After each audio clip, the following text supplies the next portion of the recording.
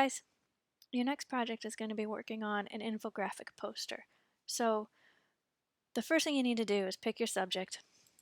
There are several subjects in here that you can pick, or you can propose one that you want to work on yourself.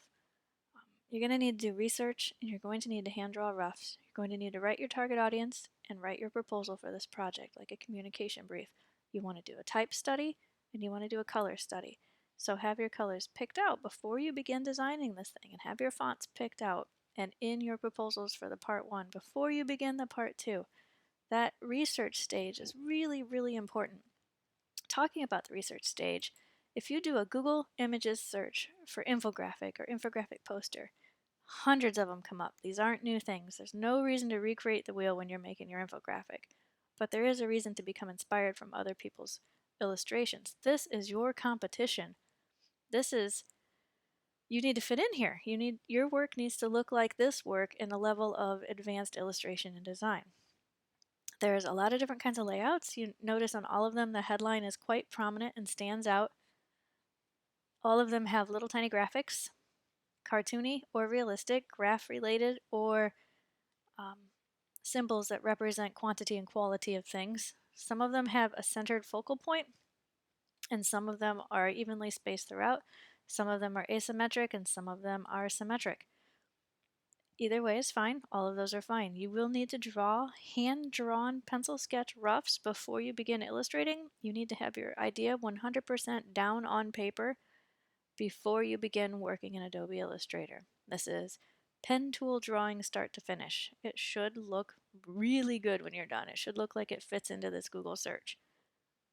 So that kind of stuff is really important. Now remember, you absolutely cannot trace someone else's vector art. That's plagiarism. But what you can do if you can't draw something is get a photo of it and then use that photo as a guide to draw your own vector cartoons, vector graphics. It's totally cool. That works out just fine.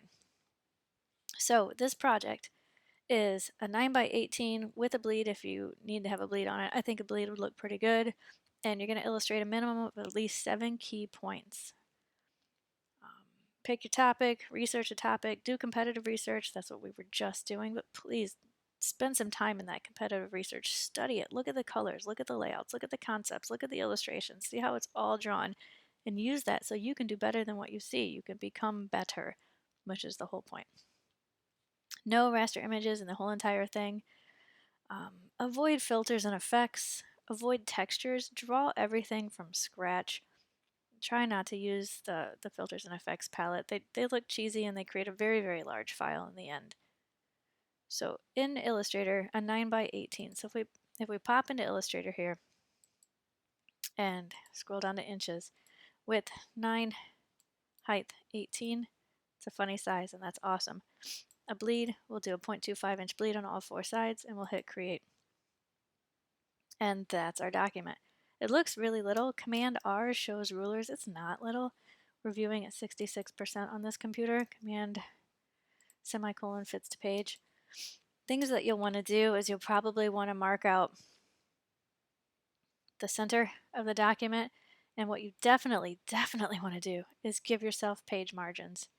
In InDesign, it gives you page margins. In Illustrator, it does not give you page margins. So use your guides and draw margins on all 4 sides of your page. Really important that your text does not go beyond those. While you're designing on this page, please make sure that everything is aligned to something else on the page. Nothing should be randomly placed. Maybe the center of one thing is aligned to the left of another, is aligned to the center of another, is aligned to the right. You know, top to bottom alignment, center to center alignment, baseline to baseline alignment. Those all work, but nothing should be randomly placed. There should be a conscious effort to align stuff. So when I was talking about colors and doing a color study, you wouldn't do your color study in this thing. Obviously, you would just do that in a regular size document. But in your color study, you can, let me undo all that. You can create a rectangle, go to your color guide, any color you want. Let's say in my swatches, I really think I want to start with some sort of a burgundy color and go from there. So if I have this burgundy color chose, that's pretty good.